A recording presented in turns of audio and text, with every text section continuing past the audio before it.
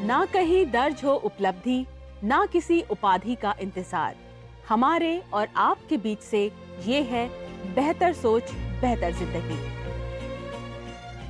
इस अंधेरी रात में किसको सदाएं दूं, इस अंधेरी रात में किसको सदाएं दूं, ऐसा कोई चिराग दे जो बोलता भी हो।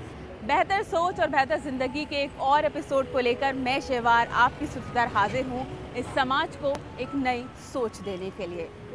दोस्तों, अगर देखा जाए तो असल जिंदगी वही जिंदगी होती है जो दूसरों की लाइफ के अंधेरों को रोशनी में बदल दे, और ऐसा मुमकिन होता है सिर्फ एक बेहतर सोच से। बेहतर सोच बेहतर जिंदगी। दोस्तों, अगर मैं आपसे ये पूछूं कि मीलों का रास्ता तय करने के लिए आपको कितने कदमों की ज़रूरत होगी, तो शायद आप लोगों के बहुत सारे जवाब होंगे। लेकिन हमारा बेहतर सोच की टीम का कहना है कि अगर आप मीलों का रास्ता तय करना चाहते हैं तो आपको सिर्फ और सिर्फ एक कदम की ज़रूरत होती है, और ये आपकी ज़िंदगी का पहला कदम होता है, लेकिन आपको ज़िंदगी के सफ़र तक ले जाता है। और जब एक महिला ने ये पहला कदम उठाया तो उसने रूप लिया एक संस्था का, और इस संस्था को नाम दिया रोशनी का। आइए मिलकर जानते हैं कि रोशनी नामक संस्था किस तरह दुनिया में अपनी किरणें, अपनी रोशनी बिखेर रही है।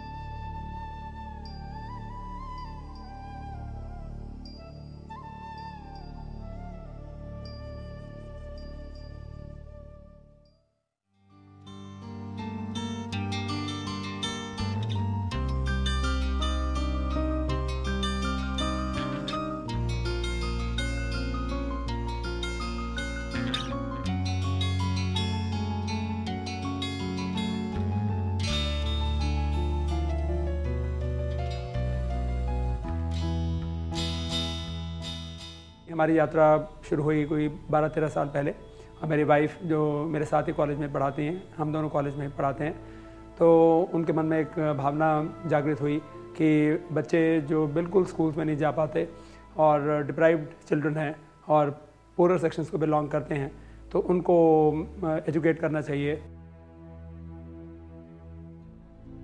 छोटे बच्चों का तो उनका कोई कसूर भी नहीं है, अगर उनकी फैमिली सपोर्ट नहीं कर सकती, तो मेरे मन में बहुत एक दया भाव, करुणा भाव बहुत रहा इन बच्चों के लिए। तो मैंने के घर जाके ऐसे बच्चों को इकट्ठा किया कि शाम का समय मेरे पास फ्री होता है कॉलेज के बाद, तो मैं इनको पढ़ा दिया करूँगी।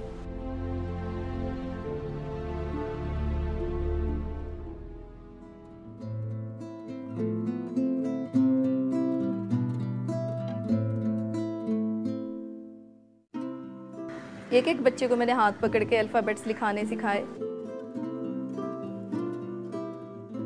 8-10 बच्चों से कहानी जो शुरू हुई फिर बढ़ती गई।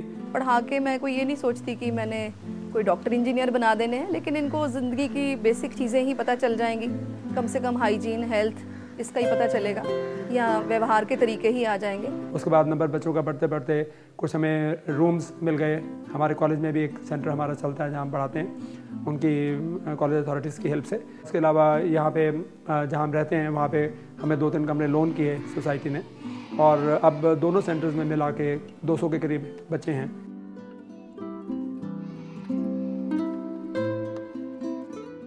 मेरे पास बच्चे हर उम्र के आ जाते हैं, मैंने कोई ऐसा बंधन भी नहीं लगाया हुआ कि हमने 5 साल का बच्चा लेना है, 10 का भी है और आज तक पढ़ा नहीं और पढ़ना चाहता है, तो मैं तब भी उसे इनकरेज करती हूँ कि वो आ जाए।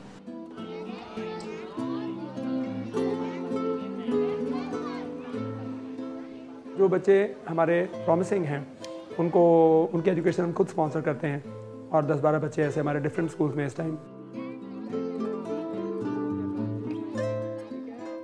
हफ्ते में 2 दिन, 1 दिन गेम्स का ज़रूर करते हैं, क्योंकि टाइम कम होता है तो पढ़ाई में ही ज़्यादा लग जाता है, लेकिन 1-2 दिन ज़रूर बीच में स्पोर्ट्स का सामान, हमारे पास फुटबॉल है, हमारे पास बैडमिंटन के रैकेट्स हैं, क्रिकेट का सामान है, या इंडोर गेम्स के लिए हमने लूडो और कैरम बोर्ड वगैरह भी मंगाए हुए हैं, तो बच्चे उनको खेलना भी बड़ा इंजॉय करते हैं।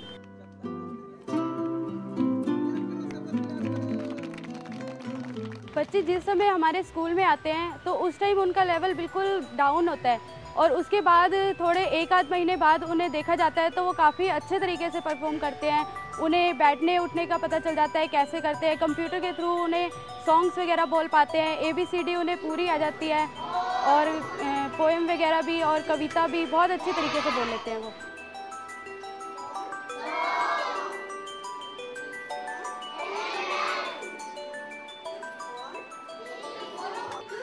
कि बहुत दूर है घर से मंदिर का रास्ता, चलो रास्ते में रोते हुए एक बच्चे को हंसाया जाए। तो ये ज़रूरी बात है कि हमें छोटी छोटी खुशियाँ भी ऐसे ही ढूंढने से मिलती हैं जब हम दूसरों को खुश कर सकते हैं। तो बच्चे जब भी मेरे पास आते हैं तो उनको लिखना सीखते हैं, तो मैं देखती हूँ उनमें भी पढ़ने की चाह है, डिज़ायर है। ये नहीं हम कह सकते हैं कि गरीब बच्चे हैं या उनके माँ बाप पढ़े लिखे नहीं हैं तो उनमें कोई पोटेंशियल नहीं है। अदर मैंने देखा पोटेंशियल बराबर का है, अगर कहीं कमी है तो राइट अपॉर्चुनिटीज़ की है।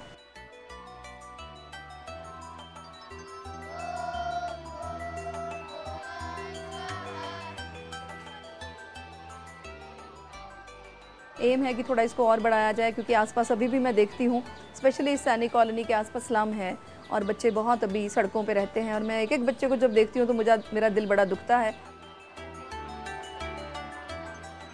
कि हर एक पर्सन में इतना पोटेंशियल होता है और अपॉर्चुनिटीज़ की कमी की वजह से लोग आगे ना बढ़ पाएँ, तो ये हमारा बड़ा दुर्भाग्य है।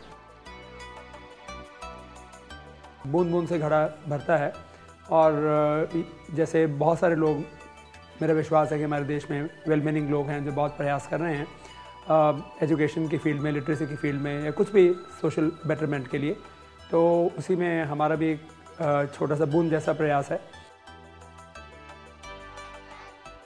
तो लोगों से मेरी यही सबसे रहेगी कि जहाँ कहीं कोई है, चाहे घर में मेड आती है, उसके बच्चे को आप पढ़ा सकते हैं। जब तक आप इन्वॉल्वमेंट नहीं देंगे अपनी, तब तक कोई गरीब और अनपढ़ परिवार का बच्चा आगे जा नहीं सकता।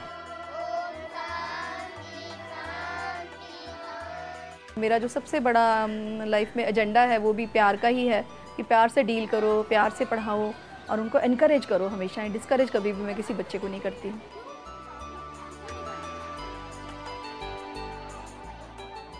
अभी भी जब मुझे सड़क पे कोई बच्चा ऐसे घूमते हुए नज़र आता है जो स्कूल नहीं जाता, तो मुझे मेरा दिल दुखता है, मेरा मन करता है कि मैं सब बच्चों के लिए कर पाऊँ। मैं पूरा कॉम्प्लीमेंट करूँगा उनकी स्पिरिट को और उनके डेडिकेशन को कि शी नेवर लुक बैक, और फुल टाइम जॉब के साथ है और रिस्पॉन्सिबिलिटीज़ जो हैं, फैमिली रिस्पॉन्सिबिलिटीज़, सोशल रिस्पॉन्सिबिलिटीज़, उनके साथ उन्होंने इस काम को बहुत ही इम्पोर्टेंस दी। The real purpose of education is not knowledge but action. तो एक्शन ओरिएंटेड लाइफ होनी चाहिए हमारी, और उस एक्शन ओरिएंटेड लाइफ में यही है कि हम अपने लिए ही ना सोचें बल्कि दूसरों के लिए भी जितना हम कर सकते हैं, जितना पॉसिबल हो सकता है वो करना चाहिए।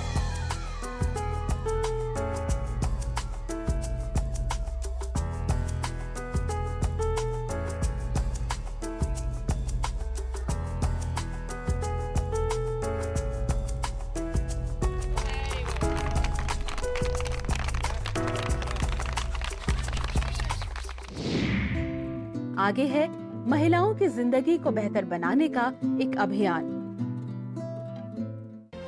बेहतर सोच बेहतर जिंदगी।